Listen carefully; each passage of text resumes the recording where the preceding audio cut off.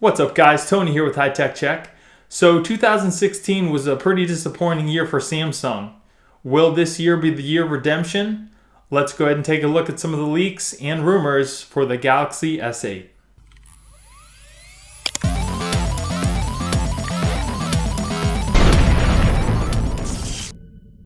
So a lot of us were upset last year about what happened with the Galaxy Note 7, me being included. I had purchased one a couple weeks later, found out that they were having problems and had to turn it back in. Turned out 2017, Samsung is now going to be releasing their Galaxy S8 line. There have been a ton of rumors coming out since September.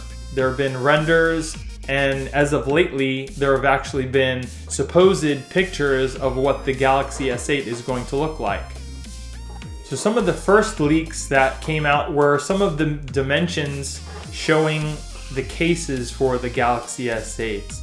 Then after that, some actual screen protectors started showing up and people started making renders of what they thought the phone was going to look like based on some of these dimensions for the cases.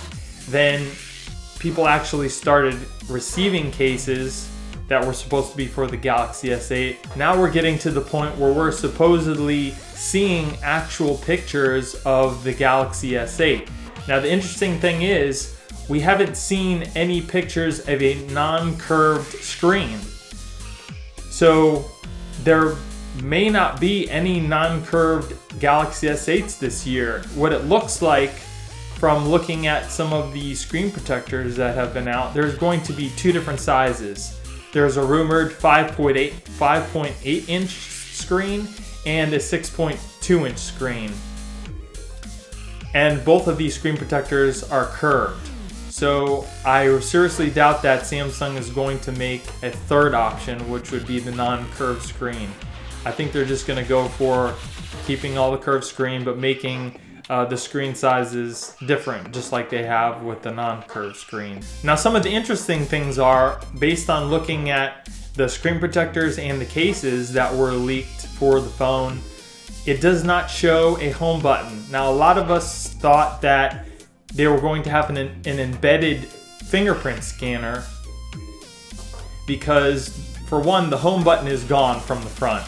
And if you look at the back, it doesn't look like there's any space for a fingerprint sensor or anything like that. So naturally, we're going to think or be under the impression that the fingerprint sensor was going to be embedded under the screen. Now that's a huge deal. That's some tech that nobody else has out right now. But in later renders and these supposed pictures that are supposed to be the actual Galaxy S8, now we see a sort of fingerprint-like button on the left side of the phone, which really doesn't make sense to me, because if you're left hand, or if you pick up your phone with your left hand, your finger naturally would kind of want to go to the left side of the phone. But if you pick up your phone with your right hand, you have to kind of move your finger over to reach that fingerprint sensor, which isn't kind of ergonomic. If Samsung was going to put a fingerprint sensor on there, I would assume that they would do like everybody else and put it on the middle of the phone, so it's neutral. So no matter if you pick up your phone with your right or left hand, your finger kind of naturally would fit into the middle of the phone. But as far as this latest leak, it doesn't look like that. So I'm kind of confused by why Samsung would do something like that.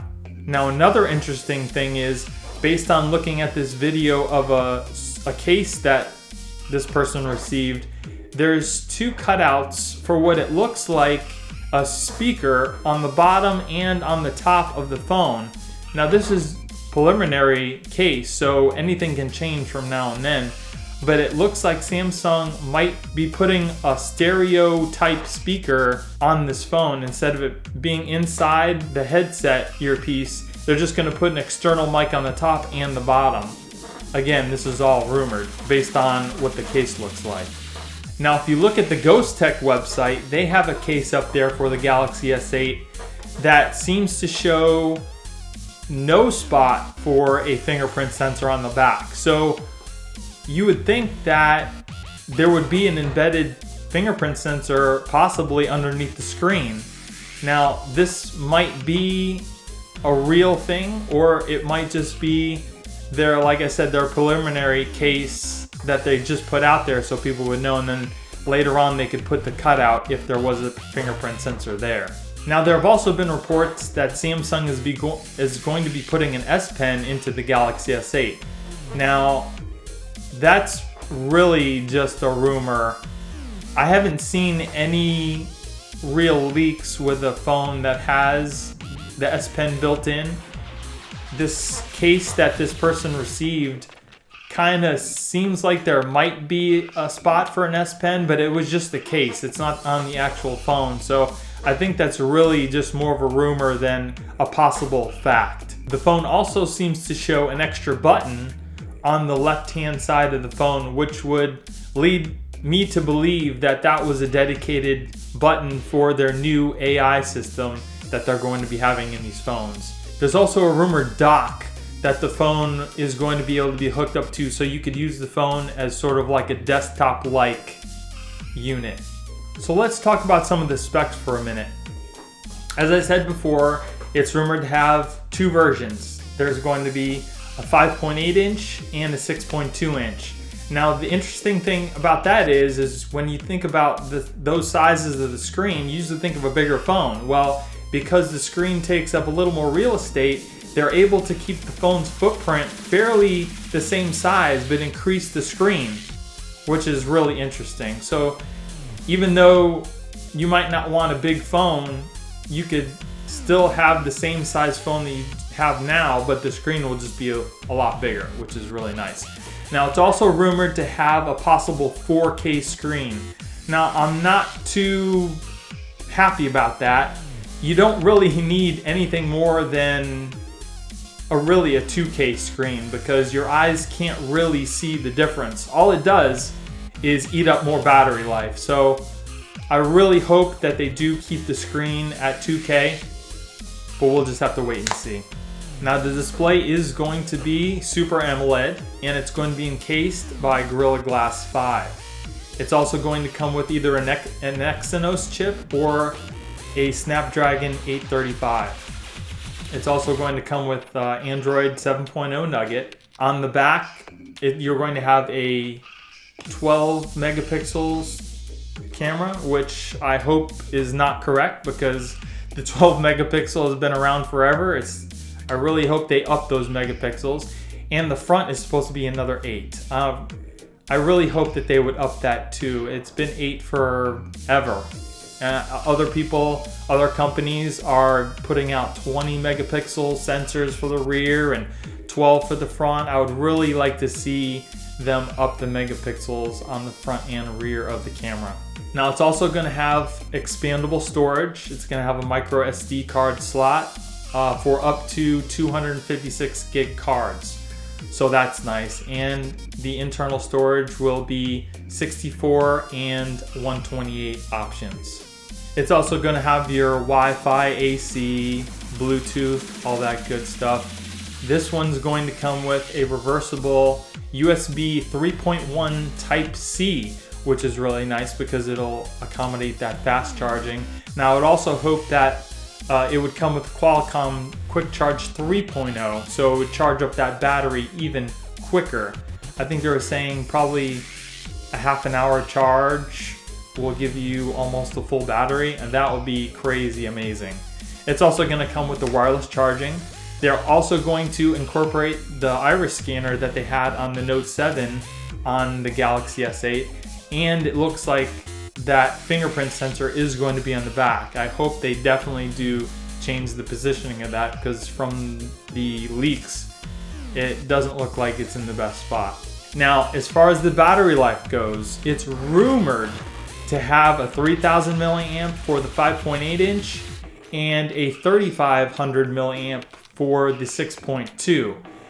If that 3000 is correct, it's probably not going to be good, because the 3000 does not last very long, especially on, say, like the Note 5-ish. I would really like to see them put 3,500 milliamps for the 5.8 and possibly a 4,000 milliamp for the 6.2. You're making these screen sizes bigger on the phones and you're making the batteries smaller. When you're increasing that screen size, you need to put a bigger battery in there. I don't know about you guys, but I would like to go a couple days without having to charge my phone, and that's using everything. I'd like to be able to use the phone with everything that it has on there and not have to worry about the phone dying halfway through the day. So, like I said, it's rumored 3,000 and a 3,500 milliamp battery. I really hope that Samsung doesn't make that mistake, because other companies, especially over in China, are putting 4,000 milliamp batteries and higher in their phones. Why don't we have that over here in the States? So I don't know how you guys feel about that. Leave me a comment in the section below and tell me if you think battery life is more important than some of the other features that might be on the phone. I'm really interested to know. So the phone is supposedly supposed to be announced on March 28th at Mobile World Congress. So I guess we'll all have to really wait and see till around that time to see if any of these rumors are true. Some of them I hope are true, some I hope are not. Like I said, what do you guys think? What would you guys like to see on this phone? Leave me a comment in the section below. So I hope you guys enjoyed the video. If you did, give me a thumbs up. Don't forget to subscribe for some more videos. I hope you guys have a great day, and I'll see you in the next one. Later.